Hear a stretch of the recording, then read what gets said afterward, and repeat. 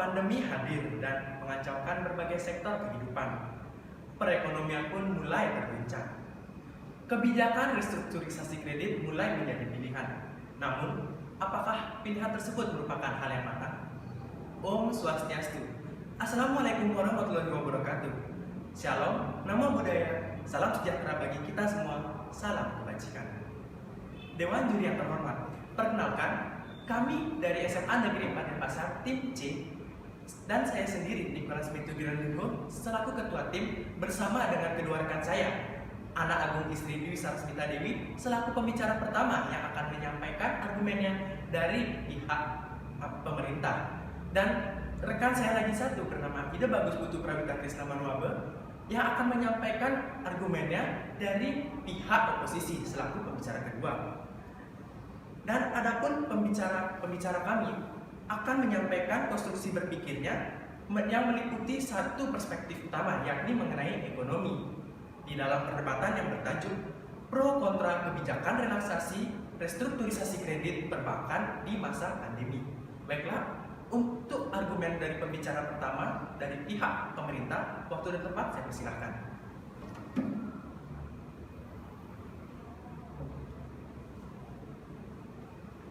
Semua terdampak akan pandemi. Kebijakan yang dapat memutar roda kehidupan sangat amat diperlukan. Dewan juri yang terhormat, izinkanlah saya, Ana Agung Istri Dwi Sarsmita Dewi, sebagai pembicara pertama yang akan menyampaikan sudut pandang dari tim pemerintah untuk menyampaikan terlebih dahulu latar belakang dari mosi perdebatan kali ini. Di mana Dewan juri yang terhormat, kita tengah mengetahui bahwasannya dunia tengah dilanda oleh pandemi COVID-19 yang mematikan, di mana pandemi ini sangat berdampak keras bagi kehidupan, terutama pada sektor perekonomian. Di mana ada pun salah satu langkah yang dilakukan oleh pemerintah untuk menanggulangi penyebaran COVID-19 ini, yaitu dengan melakukan kebijakan relaksasi restrukturisasi kredit perbankan di masa pandemi, di mana kebijakan ini ditujukan oleh pemerintah untuk membangun kembali perekonomian nasional tanpa melupakan masyarakat yang terdampak oleh COVID-19. Namun sayangnya kebijakan tersebut justru menuai pro dan kontra baik dari pihak penyelenggara maupun di mata masyarakat. Hal inilah yang akan kami bahas dalam perdebatan mosi pro dan kontra kebijakan relaksasi restrukturisasi kredit perbankan di masa pandemi. Dewan juri yang terhormat, adapun di mata kami mendefinisikan kebijakan relaksasi restrukturisasi kredit perbankan ini sebagai suatu upaya pemerintah untuk memberikan keringanan syarat-syarat kredit bagi para nasabah perbankan. Dan kami di sini bertujuan untuk membuktikan bahwasannya kebijakan relaksasi restrukturisasi kredit perbankan di masa pandemi harus diterapkan dan dilaksanakan. Dan kami di sini sangat mendukung penuh mosi perdebatan kali ini. Dewan juri yang terhormat, adapun kami akan mengeluarkan suatu mekanisme untuk melaksanakan adanya mosi kali ini, yaitu yang pertama, kami akan membuat suatu peraturan tanggap darurat mengenai pelaksanaan kebijakan relaksasi restrukturisasi kredit terhadap seluruh bank di Indonesia.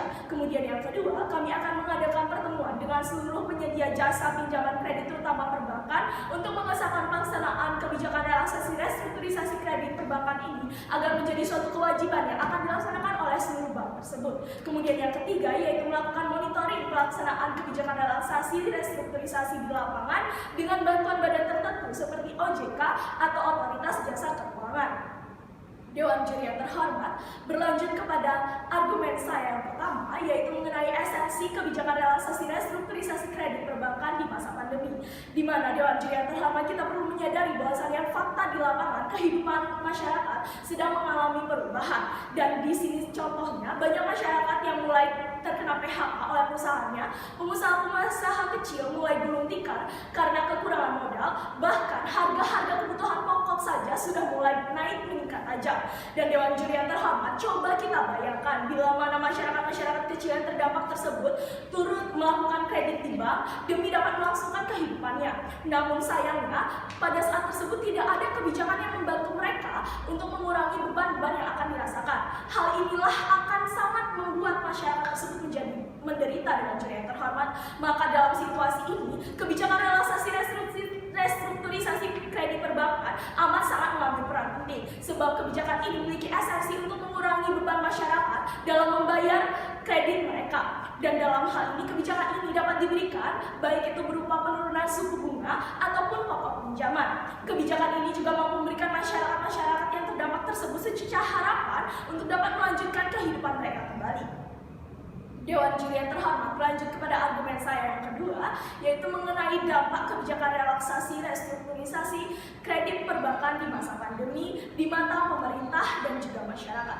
Di mana Dewan Juri yang terhormat, bila berpikir pada masa ini, maka kebijakan pemerintah dapat memberikan keuntungan yang sangat amat menjanjikan, di mana dengan profit ini akan menjadikan hal yang lebih baik, baik itu di mata masyarakat maupun di mata pemerintah tersebut.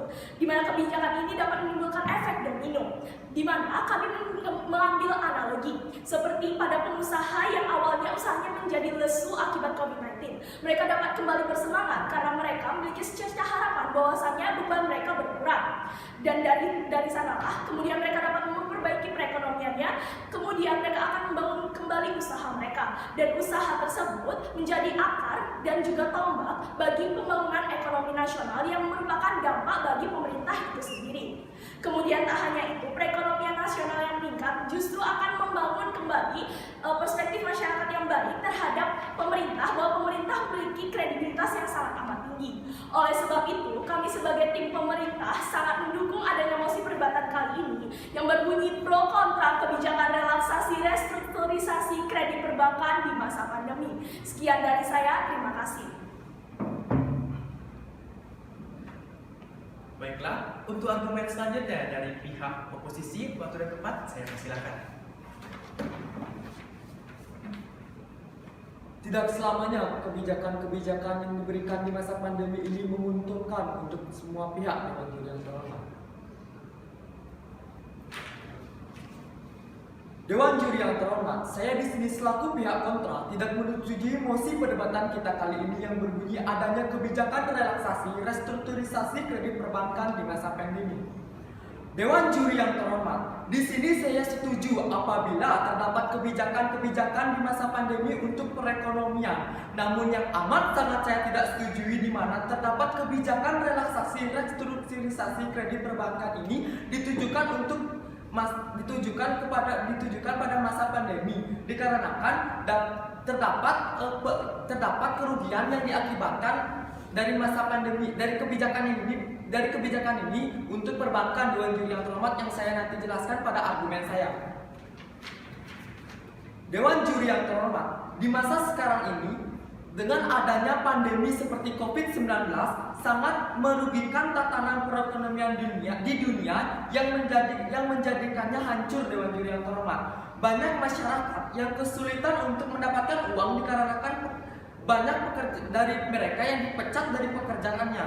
Jadi masyarakat yang ingin membayar utangnya merasa sangat terbebani karena tidak mempunyai uang. Dewan Juri yang terhormat, dan saya di sini sangat tidak menyetujui apabila terdapat kebijakan relaksasi restrukturisasi kredit perbankan yang ditujukan dalam masa pandemi, dikarenakan dengan menerapkan kebijakan tersebut akan menurunkan profitabilitas dari perbankan itu sendiri. Dewan Juri yang terhormat, adapun tujuan yang saya bawakan yaitu membuktikan bahwasanya kebijakan relaksasi restrukturisasi di kredit perbankan di sini bukanlah solusi yang tepat untuk mengatasi ketidakstabilan perekonomian di masa pandemi ini. Dewan Juri yang terhormat, baik, masuk ke argumen saya yaitu mengenai esensi kebijakan relaksasi restrukturisasi menurunkan profitabilitas perbankan. Dewan Juri yang terhormat, dengan memberikan kebijakan seperti relaksasi restrukturisasi oleh perbankan, di sini bank sangat tidak diuntungkan sama sekali. Kenapa saya bisa mengatakan seperti itu? Hal ini karena kebijakan relaksasi restrukturisasi di sini merupakan pengalihan kekuasaan kredit oleh pemerintah kepada bank tersebut. Dewan Juri yang terhormat, dalam artian bank bekerja sendiri memberikan keringanan tanpa adanya campur tangan dari pemerintah. Bukankah hal ini jelas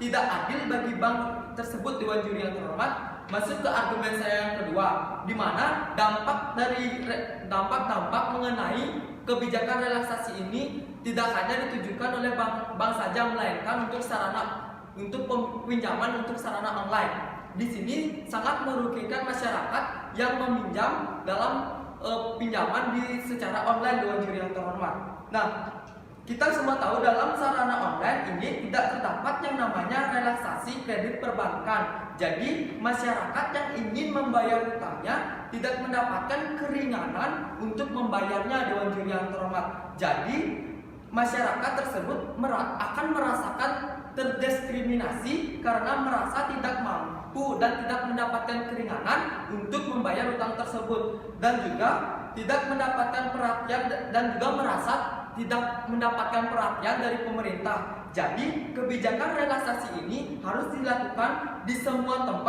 tempat peminjaman, walaupun di perbankan, namun juga di sarana online, Dewan Juri yang terhormat. Jadi adapun solusi yang kami bawakan, pemerintah mampu memberikan stimulasi bagi bank, baik bank negara maupun bank swasta, sehingga likuidasi perbankan dapat dijamin berjalan dengan baik. Bentuk stimulasi yang diberikan pemerintah adalah melalui Bank Indonesia yang harus bertindak sebagai last choice lender agar likuiditas perbankan terjaga. Gambaran umumnya, stimulus ini untuk mengatur ulang jadwal pembayaran kredit bagi debitur. Pembayaran dilakukan apabila keadaan sudah membaik, Dewan Juri yang terhormat. Oleh karena itu, masyarakat seharusnya juga memahami dan mengerti bahwa kredit perbankan serta kredit di lembaga pembiayaan adalah suatu yang bisa dianalogikan seperti darah dalam tubuh manusia. Ini berarti bahwa tanpa adanya aliran kredit, maka perekonomian akan perlahan berhenti dan akan mati. Jika kebijakan relaksasi ini dijalankan secara bersama dan benar, maka kedua belah pihak pasti akan mendapatkan hal yang menguntungkan juga. Oleh karena itu, di sini saya selaku pihak kontra tidak setuju dengan mosi perdebatan kita kali ini. Sekian, terima kasih.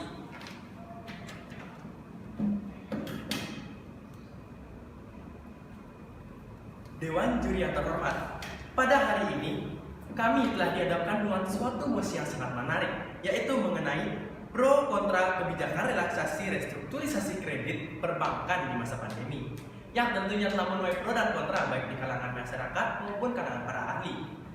Dewan Juri yang terhormat, saya selaku pembicara ketiga akan menyampaikan konklusi dan akan menyampaikan argumen saya berupa solusi yang tentunya berpacu atau berdasarkan dari argumen yang telah dibawakan oleh pihak pro dan pihak kontra. Baiklah, adapun pembicara pertama kami dari pihak pro telah membawakan mengenai esensi kebijakan relaksasi restrukturisasi kredit perbankan di masa pandemi. Mereka dari tim pro yang memiliki tujuan untuk membuktikan bahwa kebijakan relaksasi restrukturisasi kredit perbankan harus dilaksanakan memiliki berbagai dampak, yakni yang pertama akan adanya sudut pandang yang berbeda dari mata pemerintah dan mata masyarakat dan yang kedua yaitu akan meningkatkan antusiasme dari pelaku usaha karena mendapatkan relaksasi restrukturisasi kredit perbankan yang tentunya telah dibawakan dalam argumen praktikalnya, Dewan Juri terhormat.